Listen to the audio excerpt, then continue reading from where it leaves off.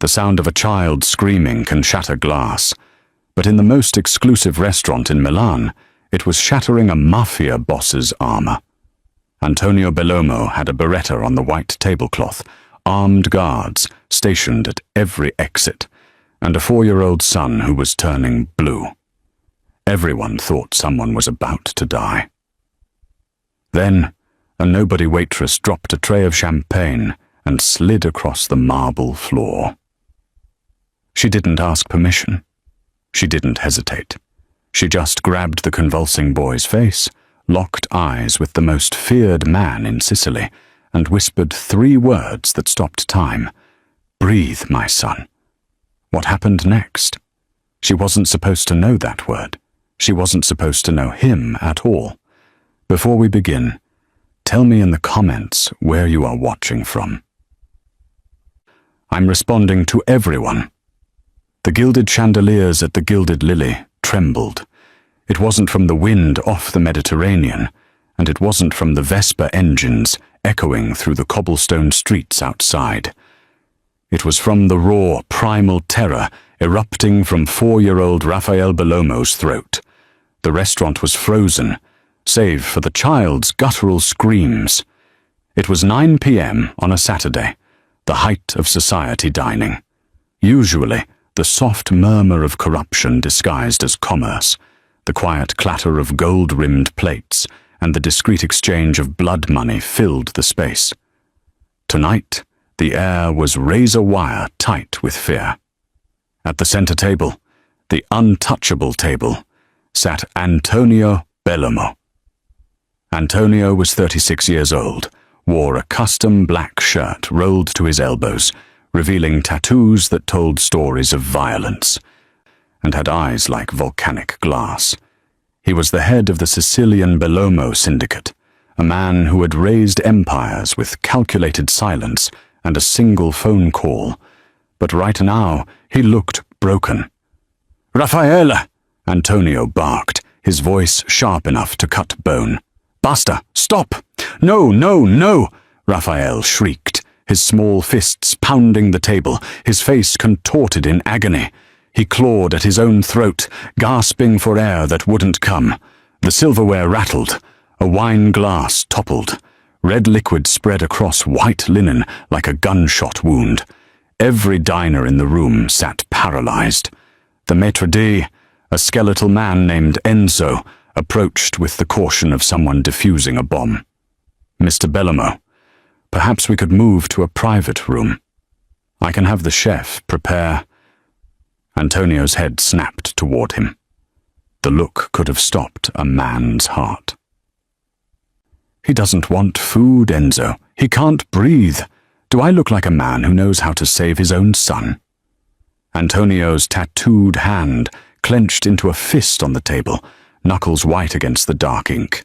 He had been a widower for 8 months, or so everyone believed. Beside him sat his wife, Valentina, immaculate in Prada, her face a mask of cold irritation rather than maternal panic. The rain hit Milan like divine punishment, cold and relentless, turning the cobblestones into mirrors of neon and shadow. Caterina Santoro stood in the alley behind the Gilded Lily, her uniform soaked through, her hair plastered to her face, clutching a paper bag containing her last paycheck and a half-eaten panino she'd salvaged from the staff room. "You put your hands on a guest's child without permission," the manager had hissed, his face purple with rage. "Do you have any idea who that man is? He could have you disappeared for looking at him wrong, and you grabbed his son like you had a right to touch him." She'd tried to explain. The boy was suffocating. She was a trained nurse before everything fell apart, before she lost her own child, before she became invisible, just another body serving food to people who'd never see her face. But the manager didn't care about explanations. He cared about liability, about reputation, about not angering the man with a gun on table 6. So here she was, unemployed, again, the 3rd job in 8 months. She pressed her back against the wet brick wall and let the rain mix with something hotter on her cheeks. She'd held that boy for 11 minutes while the restaurant descended into controlled chaos. 11 minutes while the monster in the expensive suit stared at her like she'd performed a miracle. 11 minutes of feeling a heartbeat against her chest that felt impossibly, devastatingly familiar. The crescent-shaped birthmark behind his left ear. She'd seen it when his head rolled against her shoulder. The same mark, the exact same mark her stillborn son was supposed to have had. But that was impossible. Grief made you see ghosts everywhere. The therapist had warned her about that. The sound of an engine cut through the rain. Katerina looked up to see a black Mercedes SUV rolling into the narrow alley, water spraying from its tires. It stopped 3 feet in front of her, blocking her only exit. The back door opened before the vehicle fully stopped. Antonio Bellomo stepped out into the rain like he owned the weather itself. He wore the same black shirt from the restaurant, now partially unbuttoned, his tattoos visible in the streetlight. His hair was disheveled, like he'd been running his hands through it repeatedly. He didn't carry an umbrella. He just stood there, rain streaming down his face, his volcanic eyes locked on her with an intensity that made her breath catch. "You," he said. Not a question, an identification. Katerina's back pressed harder against the brick. "I'm sorry for—" "He's asleep." Antonio took a step closer. First time in 3 days. He fell asleep in the car on the way home because he was still thinking about you. About your voice. About whatever the hell you did to him. I just held him. I used a calming technique. It's nothing special. It's special enough. Another step. He was close now. Close enough that she could smell expensive cologne mixed with rain and something darker, something metallic. I've had specialists, child psychologists from Switzerland, sleep therapists from America. My wife has tried everything from meditation to medication. Nothing works. But you? You touched him once, and he stopped trying to claw his own throat out. Katerina's heart hammered. "Mr. Bellomo, I don't. He hasn't slept in 3 days." Antonio's voice dropped to something raw, almost vulnerable. "He screams every night. He wakes up terrified of things he can't name. I sit there with a loaded gun on my nightstand, the most powerful man in Sicily, and I can't protect my own son from his own mind." He pulled an envelope from his jacket. Rain immediately started soaking it. He held it out to her. "You're coming with me. Live-in sleep specialist. 50,000 euros a month. You'll have your own room in the East Wing. You'll spend your days and nights making sure my son survives his childhood. I'm not qualified. You're the only person who's qualified." His hand didn't waver. "This isn't a request, Miss Santoro. I don't make requests. He slept in your arms. That makes you the most valuable person in my world right now." Katerina stared at the envelope, at the man holding it, at the SUV idling behind him with its tinted windows hiding God knows what. Every instinct screamed run. But louder than that, louder than fear or sense or survival, was the memory of that small body pressed against hers, that birthmark shaped like a crescent moon, that heartbeat that felt like an answered prayer she'd been too afraid to speak. She took the envelope. Antonio's lips curved into something that wasn't quite a smile, but wasn't quite a threat either. "Good. We leave now." The Bellomo estate rose from the Sicilian hills like a monument to power and paranoia. 12-foot walls topped with iron spikes, security cameras that tracked movement like predatory birds, floodlights that could turn midnight into noon. As the SUV passed through the reinforced gates, Katerina felt the weight of entering a world she couldn't simply walk away from. The house itself was brutalist architecture, wrapped in old-world stone, all sharp angles and cold surfaces, more fortress than home. Inside was worse. Marble floors stretched endlessly, reflecting nothing but emptiness. The furniture was modern, expensive, and completely without soul. Everything was grey, black, or white. No photographs on the walls. No flowers on the tables. No evidence that a child lived here at all. Antonio led her through hallways that echoed with their footsteps. He didn't speak, didn't explain, just walked with the certainty of a man who'd never had to justify his decisions. They climbed a curved staircase to the second floor, past armed guards who didn't bother hiding their weapons, past closed doors that promised secrets Katerina wasn't sure she wanted to discover. "The Easter Wing," Antonio said, gesturing down a corridor. "Your room is the third door. His is the fifth. The nursery is adjacent to his bedroom." Before Katerina could respond, a woman appeared at the top of the stairs. Valentina Bellomo looked like she'd been carved from ice and dressed by Milan Fashion Week. White silk blouse, tailored black trousers, diamonds at her throat that could fund a hospital. Her beauty was the kind that made you think of poisonous flowers, stunning and utterly untouchable. Her eyes landed on Katerina with the warmth of a coroner examining a corpse. "This is the help?" Valentina's voice carried the particular cruelty of someone who'd never been denied anything. "Antonio, she looks like a drowned cat. You brought a drowned cat into our home to fix our defective son." Katerina felt her spine stiffen, but Antonio spoke before she could. "She's not help. She's a specialist, and Raphael is not defective. He screams for hours. He doesn't speak properly. He embarrasses us in public."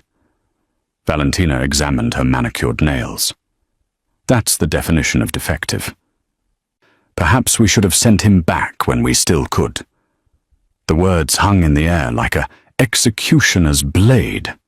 Sent him back, like he was a purchase, a transaction gone wrong. Antonio's jaw tightened, but he said nothing. Valentina smiled, cold and victorious, then glided past them down the stairs, her heels clicking like a countdown. Katerina found her voice. "Back from where?" "Ignore her." Antonio's tone made it clear the subject was closed. "The nursery is this way." The nursery was a cell, grey walls, a single window with bars that were supposedly decorative but felt like a prison, a pristine white crib that looked unused, toys still in their packaging, lined up on shelves like products in a showroom, a rocking chair that had never been rocked. The only sound was the hum of a medical-grade air purifier in the corner. No wonder the boy couldn't sleep. This room felt like a tomb for the living.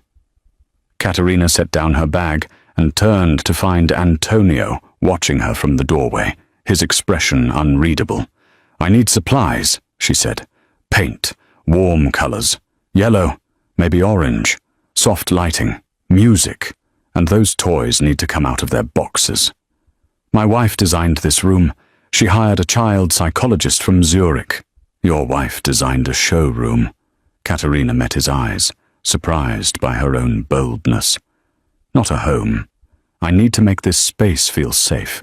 Children don't sleep in museums." Something flickered across Antonio's face.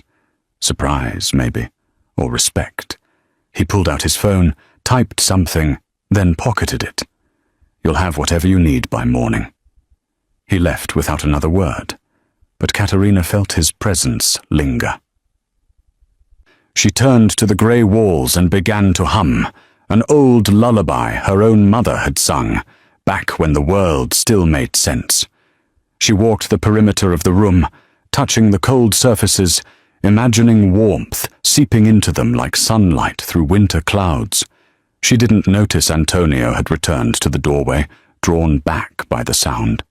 He stood in the shadows, watching this strange woman transform his son's prison into something that almost felt like hope, and wondered what the hell he'd brought into his house. The third night, Raphael let Katerina bathe him. It was a small victory that felt monumental. For 2 days he'd screamed whenever anyone tried to touch him with water, as if the bathtub itself was a torture device. But Katerina had filled it with toys that floated, had made the water lukewarm instead of hot, had sung the same lullaby over and over until his small fists unclenched. Now he sat in the shallow water, quiet, letting her pour cupfuls over his dark curls. His eyes, those devastating brown eyes that held too much fear for a 4-year-old, tracked her movements with cautious trust. "There we go, tesoro," she murmured, working gentle shampoo through his hair. "You're doing so well. So brave." She tilted his head back to rinse, and that's when she saw it.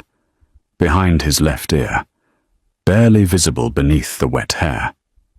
A birthmark, crescent-shaped, reddish-brown, about the size of a fingerprint. Before we continue, my ex-wife said I wouldn't reach 3K subscribers. I need you to prove her wrong. Katerina's hands froze. The cup slipped from her fingers, splashing into the water. Raphael flinched, but she barely noticed. Her vision tunneled. Her breath came in short, desperate pulls. No, this wasn't possible. She'd been told her son was stillborn. She'd been drugged, delirious from blood loss, barely conscious when they'd whispered the news. She'd never seen the body. They'd said it was better that way, that she shouldn't carry that image. The doctor had been so kind, so gentle, had arranged everything, including the cremation while she recovered. Dr. Luca Vargo, private clinic, cash only. No questions asked for pregnant women with nowhere else to go. Her hands trembled as she lifted Raphael from the tub, wrapped him in a towel, held him against her chest, perhaps too tightly. He didn't protest, just pressed his wet head against her shoulder and made a small sound that might have been contentment. The birthmark burned in her mind like a brand. She'd imagined it so many times on the child she'd lost, had dreamed about tracing it with her finger, had woken up sobbing because she'd never gotten the chance. But grief made you see patterns where there were none, made you invent connections, made you crazy. She needed proof, real proof, not just the desperate delusion of a broken woman who couldn't let go. She waited until 2 a.m., when even the guards grew lazy, when Antonio was locked in his study with whatever bloody business consumed his nights, when Valentina was presumably asleep in her separate wing of the house. She'd learned the rhythms of this cold fortress, learned which floorboards creaked, learned which cameras had blind spots. The West Wing was forbidden territory, Antonio's private office. She'd been explicitly told never to enter. The lock was electronic, but not sophisticated. She'd watched enough true crime documentaries during her endless insomniac nights to know how to bypass it with a credit card and patience. The door opened with a click that sounded like a gunshot in the silence. Inside, everything was organized with military precision. Files, ledgers, computers she wouldn't dare touch.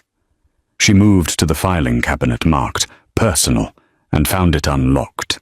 Arrogance or trust, she couldn't tell which. Raphael's file was thin, too thin for a 4-year-old's life. She pulled it out with shaking hands and spread the contents across Antonio's desk. Birth certificate, medical records, vaccination schedule, all dated, all official looking. But the birth certificate was wrong. The paper quality was too new. The ink too fresh, and there, at the bottom, the signature that made her blood turn to ice. Dr. Luca Vargo, the same doctor who'd delivered her stillborn son, the same doctor whose clinic had mysteriously closed 6 months after her tragedy, the same doctor whose name she'd tried to forget but never could. She photographed everything with trembling hands, the phone camera clicking like a heartbeat. Birth date, August 3rd, 4 years ago. Mother, Valentina Bellomo. Father, Antonio Bellomo. But the date was wrong. She'd given birth August 1st, 2 days earlier. 2 days that could be explained by paperwork delays, or by the time it took to steal a child and forge a new identity. Katerina's legs gave out. She sat in Antonio's chair, surrounded by evidence of a crime so monstrous she could barely comprehend it.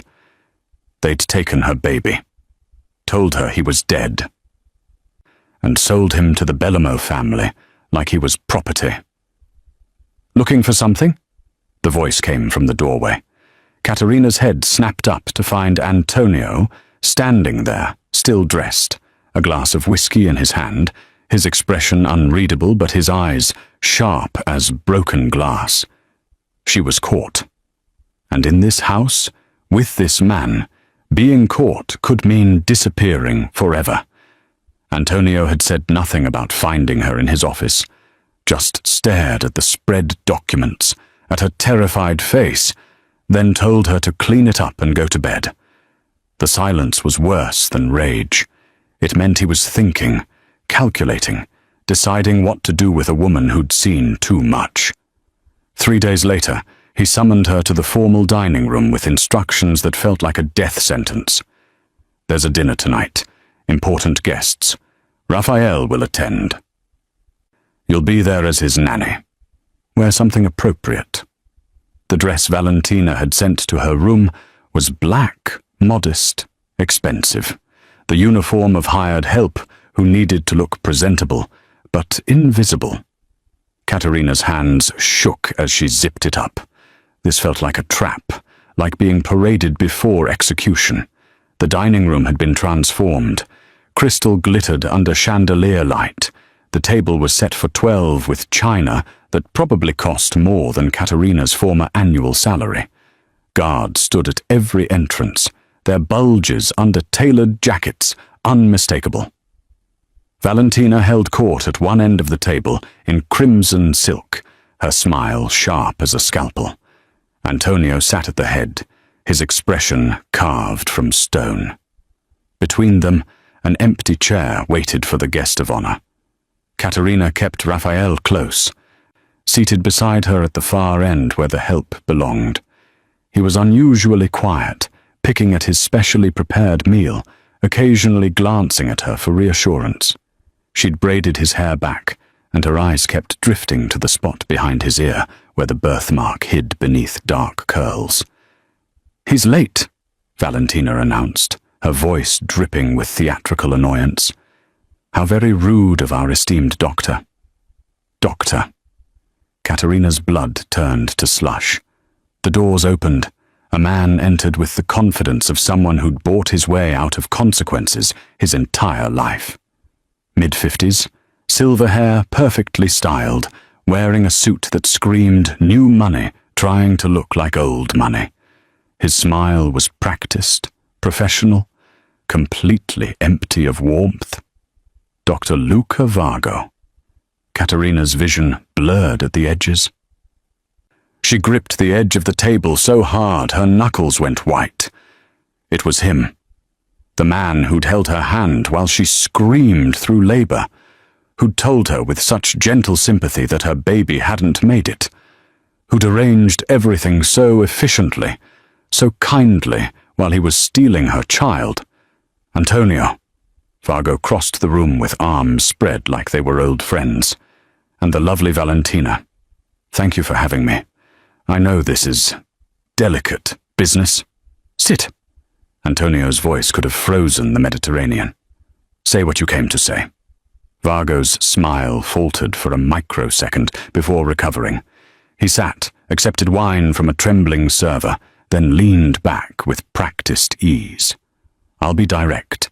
I have records, very detailed records of certain transactions, adoptions that bypassed inconvenient legal channels. Babies born to women who couldn't keep them, placed with families who could provide better lives." His eyes flicked to Raffaele. Beautiful children who deserved better than poverty and desperation. Valentina's face had gone pale beneath her makeup.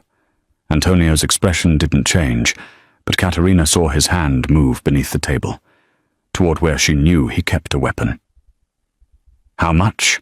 Antonio asked flatly. €2,000,000. For my silence, for the destruction of all records, for your peace of mind that your family's legitimacy won't be questioned. Blackmail. He was blackmailing them over stolen children, over Rafael, over the fact that the Bellomo heir wasn't actually theirs. Katerina felt something crack inside her chest. This monster had built an empire selling babies to desperate wealthy couples. Had probably told dozens of women their children were dead while he pocketed hundreds of thousands. Was now squeezing more money from the families he'd already victimized. Raphael whimpered beside her. His small hand found hers under the table, squeezing tight. He could feel the tension, the danger. His breathing was starting to accelerate. Katerina made a decision. "No," she said loudly. Every head turned toward her. "No, no, Raffaele, not now, tesoro. Stay with me." She scooped him up as he began to wail, a performance of an impending meltdown that wasn't entirely fake. His real anxiety mixed with her theatrical urgency.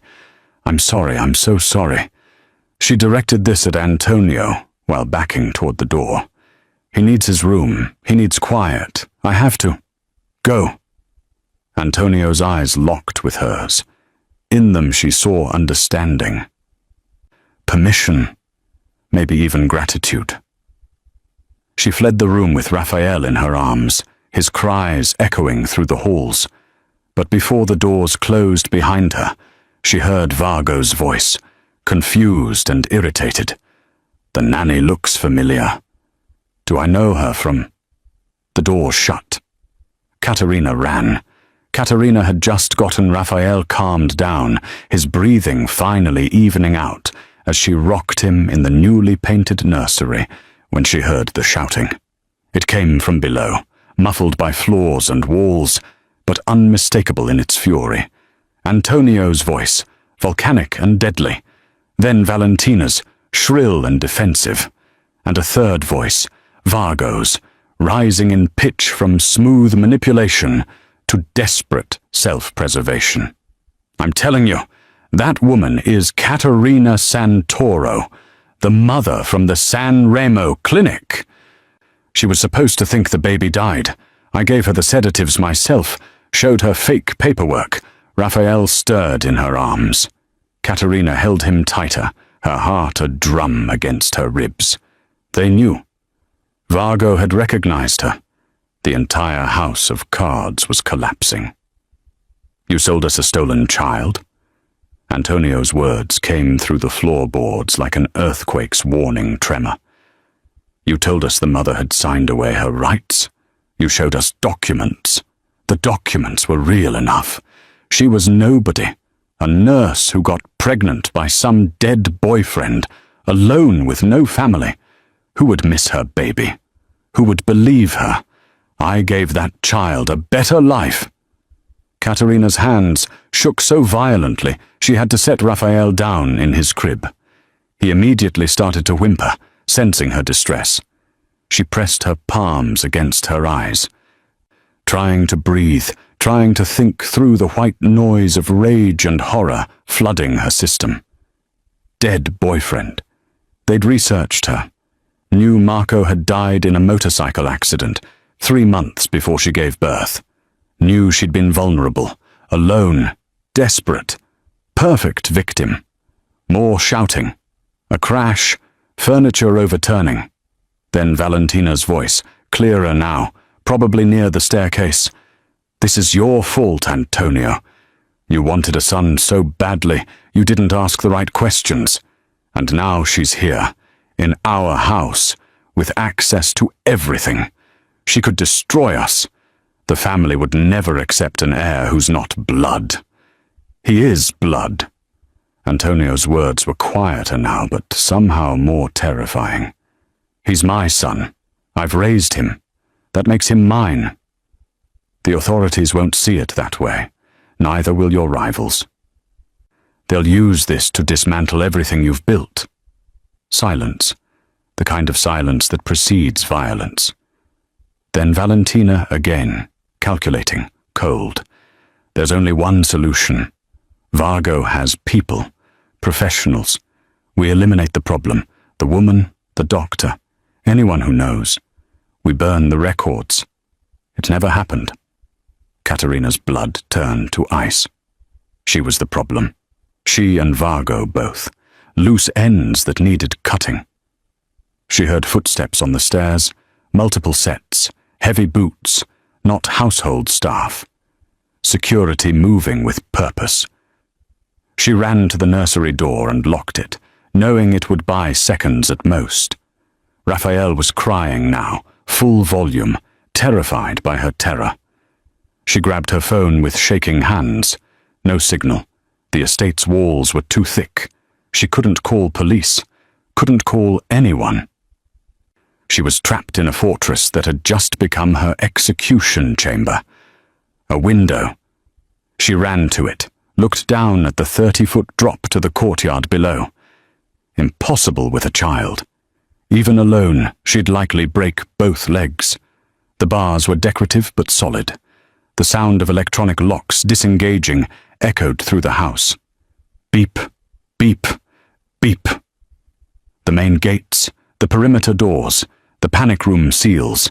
Someone was systematically unlocking the estate's defenses. Valentina. It had to be Valentina. She had the master codes.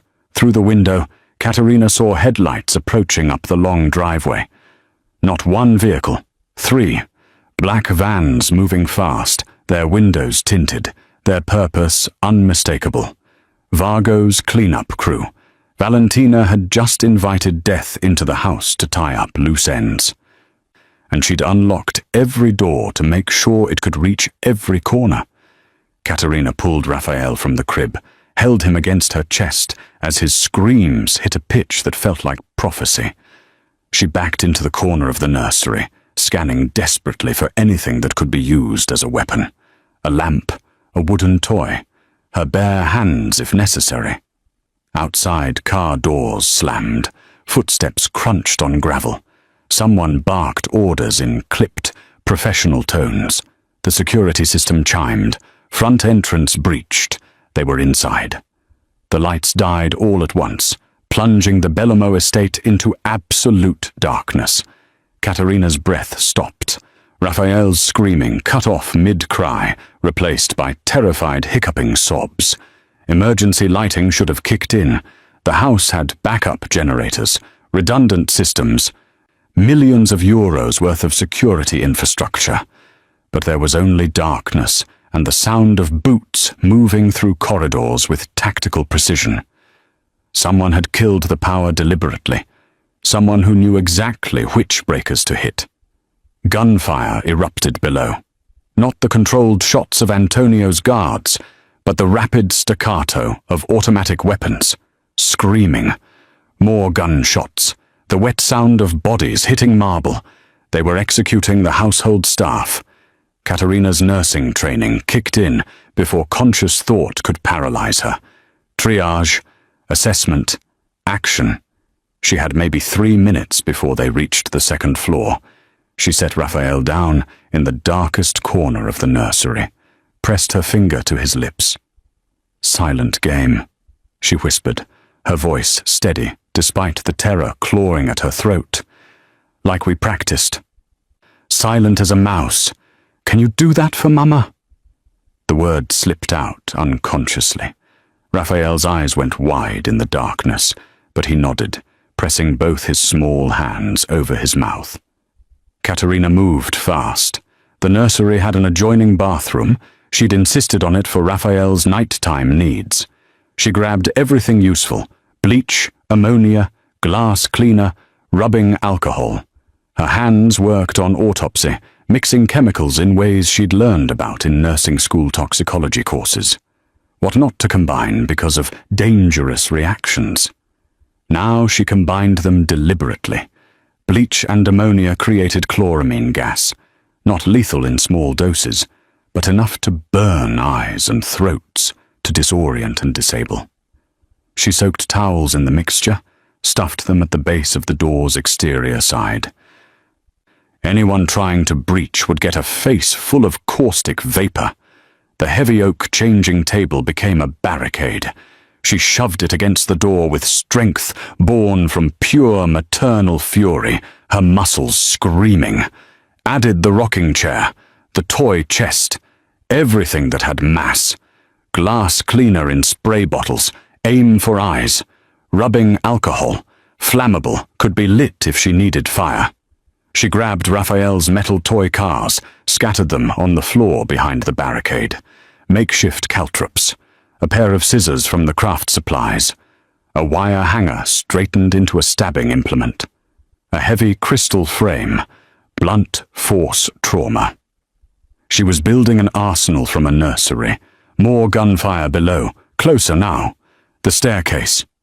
She heard Antonio's voice roaring orders, heard his guards returning fire, but they were outgunned and outmaneuvered. How many mercenaries had Vargo brought? How much had Valentina paid to ensure her secret died tonight? Footsteps in the hallway, multiple sets, moving with the efficiency of military contractors who'd done this before. Second floor clear, moving to third. 2 targets remaining, the woman and the child. Orders are elimination. Make it look like a home invasion gone wrong. Katerina crouched behind her barricade, weapons arranged within reach. Raphael hidden in the bathroom with instructions to crawl into the cabinet under the sink if anyone got through. Her hands had stopped shaking. Everything had narrowed to pure, crystalline focus. They wanted to take her son again? They'd have to go through her corpse. The doorknob rattled, tested. A voice. Locked. Breaching. The first kick sent the door shuddering against the barricade. The second moved it an inch. On the third, the chemical-soaked towels did their work. Coughing, violent swearing, the sound of men stumbling back. The fuck? Chemical agent! She used the confusion, yanked the door open 6 inches, and threw the contents of the first spray bottle through the gap. Ammonia and bleach mixture directly into exposed faces. Screaming. Real screaming, not tactical communication. A hand reached through, trying to grab the door. Katerina brought the scissors down hard, stabbing through the fleshy part between thumb and forefinger. The hand withdrew with a howl. Bitch is armed. Repeat, target is armed and... Gunfire shredded the door. Katerina threw herself flat as bullets punched through wood, showering splinters. She crawled toward Raphael's hiding spot, covering him with her body as the world exploded into noise and chaos. Then different gunfire, heavier caliber, from the hallway but aimed away from her door. Antonio's voice, raw and murderous. You want my son? Go through me. Antonio crashed through what remained of the nursery door like a vengeful god, blood streaming from his left shoulder, a Glock in each hand. Behind him lay 3 bodies in the hallway, their tactical gear no match for a man defending his home with the fury of the damned. He took in the scene instantly, the chemical haze burning his eyes, the improvised barricade, the shredded door, and Katerina crouched in the center of the room with a pair of surgical scissors pressed against a mercenary's carotid artery. The man was on his knees, frozen, his own weapon kicked across the floor. His face white with the understanding that one wrong move would open his throat. Don't, Katerina said quietly, her voice steady as steel. Don't move. Don't breathe hard. Don't test me. Antonio's respect for this woman, already considerable, multiplied exponentially. She wasn't trembling, wasn't hysterical. She'd turned a nursery into a battlefield and won. Raffaele? Antonio's voice was ragged. Bathroom, safe. He moved past her, keeping his weapons trained on the mercenary, and found his son huddled in the cabinet under the sink, exactly as instructed, both hands still pressed over his mouth, his eyes huge and terrified, but dry. The boy had been silent through a firefight.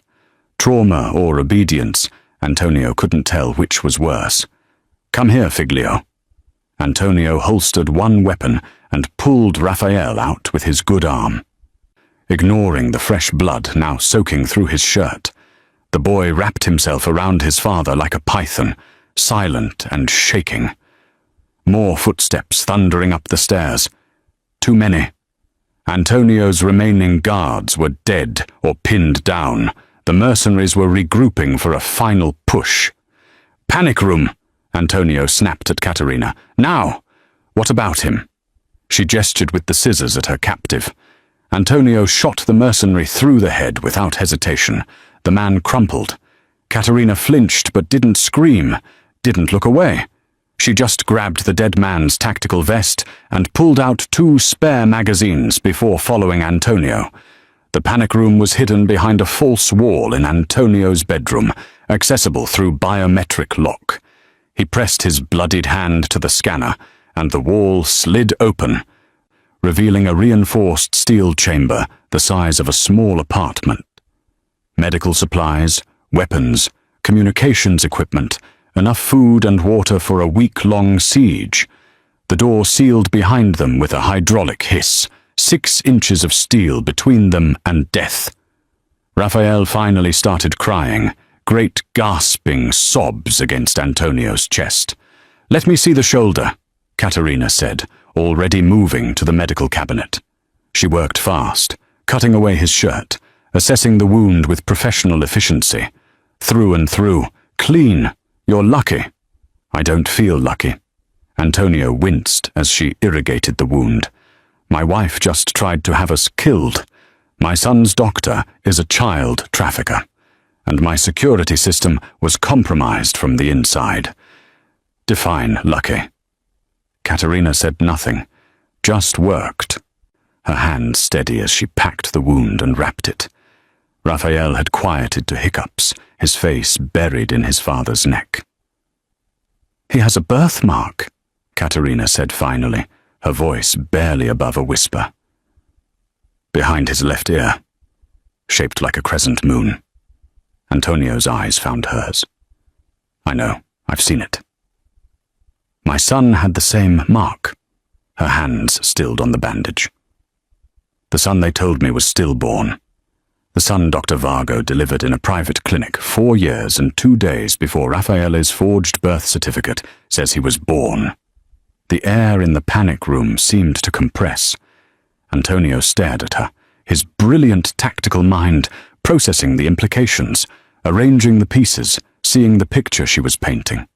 "You're saying, 'He's not yours, Antonio.'" The words came out broken, jagged with 4 years of grief. "He's mine. Vargo stole him from me while I was unconscious, told me he died, and sold him to you and Valentina like he was merchandise. You bought my stolen son." Raphael stirred between them, his small hand reaching out to touch Caterina's face. "Mama," he whispered. The word he'd called her during the silent game, the word that had slipped out without permission. Antonio looked at his son, her son, their son, at the woman who'd turned a nursery into a fortress to protect him, at the blood on all their hands, and the truth that was somehow worse than any lie. "Then we have a problem," he said quietly, "because I'm not giving him up." Antonio stared at Raphael for a long moment, really looked at him for the first time with new eyes. The shape of the boy's face, the curve of his mouth, the deep brown eyes that had always seemed too soulful, too aware. They weren't Valentina's eyes. They weren't his eyes. They were Caterina's. 4 years, Antonio said, his voice hollow. "I've loved him for 4 years, stayed awake watching him breathe, learned every sound he makes. That doesn't just disappear because of biology. I'm not asking you to stop loving him." Caterina's eyes were bright with unshed tears. "I'm telling you the truth. What you do with it, what I do with it, is survive the next hour. Antonio's tactical mind reasserted itself, pushing emotion into a box he'd open later or never. Then we deal with Vargo. Then we decide custody. Agreed? The word custody, applied to the child they were both holding, felt absurd given the circumstances, but Katerina nodded.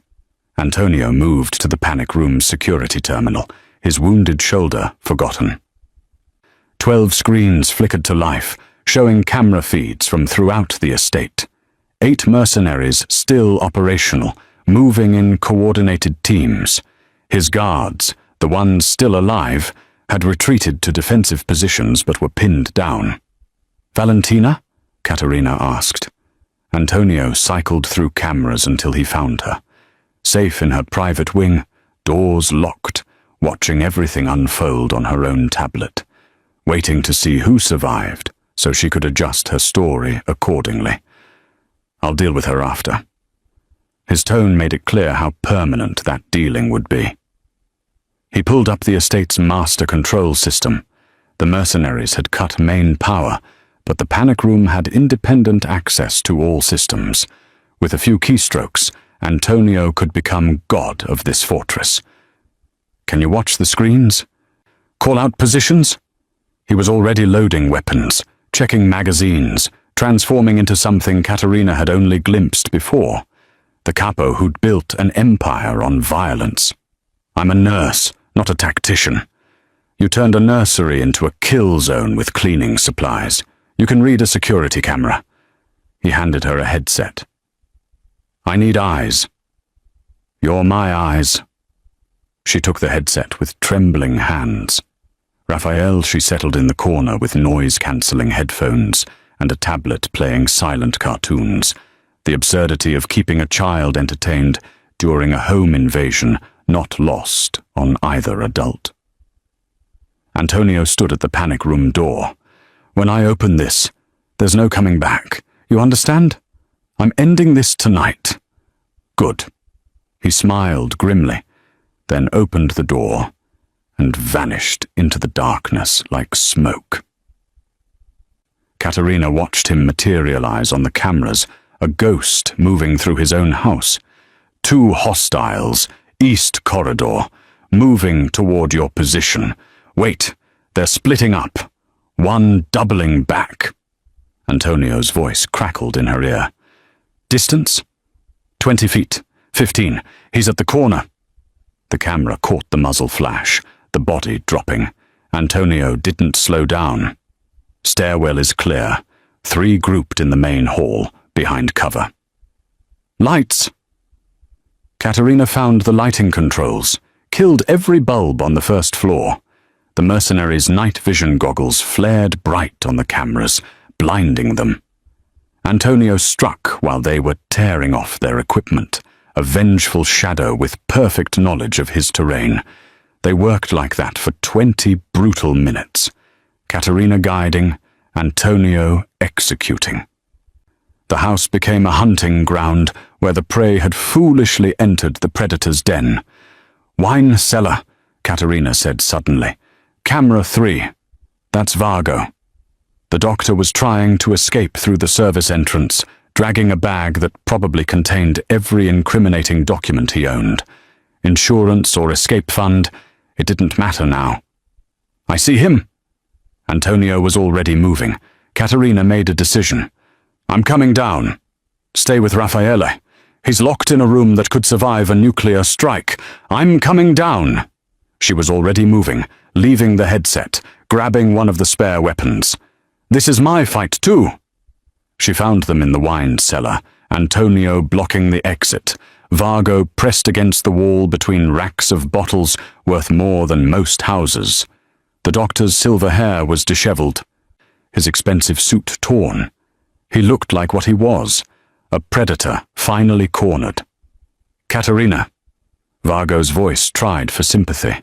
"Please, I gave your son a good life, better than you could have provided.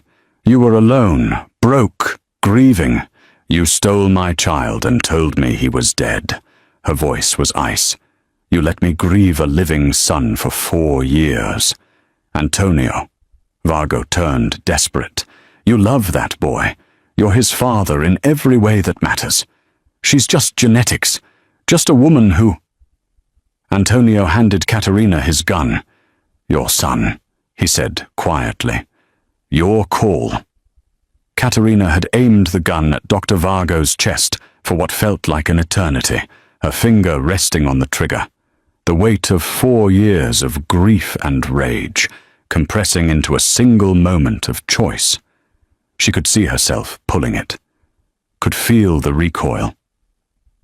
Could imagine the catharsis of watching the man who'd stolen everything from her finally pay the price.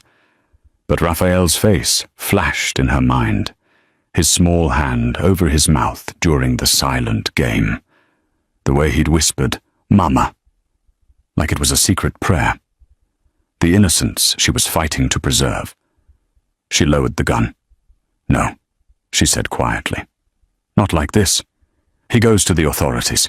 He confesses everything, every child he stole, every family he destroyed, every lie he told. He burns, but he burns legally. Antonio had looked at her with something like wonder, then made the call. Within an hour, federal agents swarmed the estate. Ones Antonio trusted, ones he had leverage over. Vargo was arrested, screaming about immunity deals that would never materialize. The evidence was overwhelming. The scandal would consume him slowly, publicly, in a way that a bullet never could. Valentina had tried to run, made it as far as the Swiss border before Antonio's reach caught up with her. She was granted a choice: disappear forever with enough money to survive but never return, or face prosecution as Vargo's co-conspirator. She chose exile. The divorce papers were signed from an undisclosed location. That was 4 months ago. Now, morning sunlight streamed through windows that had once been covered with heavy drapes. The Bellomo estate had been transformed. The grey walls were painted warm yellows and soft blues. Photographs covered the surfaces. Raphael laughing, Raphael sleeping, Raphael covered in paint from an art project. The fortress had become a home. Katerina sat at the breakfast table in the informal dining room, coaxing Raphael through his meal. He was talking now. Actual words stringing together into sentences. The specialist said it was remarkable progress. Katerina knew it was just a child finally feeling safe enough to speak. More pancake, Mama. Raphael held up his plate, syrup smeared across his cheeks. Say please, Tesoro. Please, Mama. His grin was pure sunshine. She served him another pancake, her heart still catching every time he called her Mama, without hesitation, without confusion. The transition had been easier than anyone expected. Children understood love in ways adults had forgotten. Antonio entered through the terrace doors, his hair still damp from a morning swim. No guns, no bodyguards hovering. Just a man in casual clothes, looking more relaxed than Katerina had ever seen him. The shoulder wound had healed to a scar he wore without complaint. He'd changed too.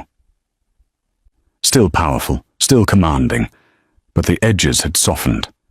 He smiled more, laughed at Raphael's jokes, played on the floor with toy cars. He'd discovered that being a father didn't require ruling through fear. Good morning.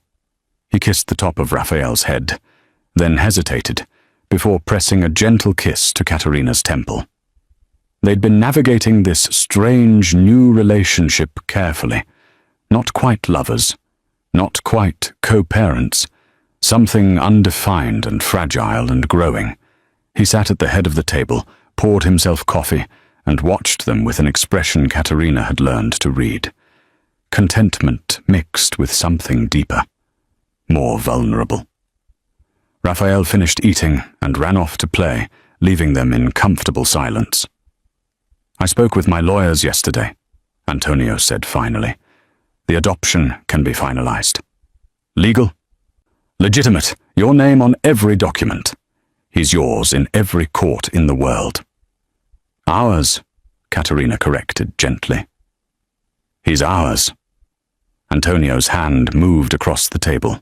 He slid a small velvet box toward her, then immediately looked uncertain, an expression that seemed foreign on his face. I'm not asking because of him, Antonio said carefully. I'm not asking to make the lawyers happy or to legitimize anything.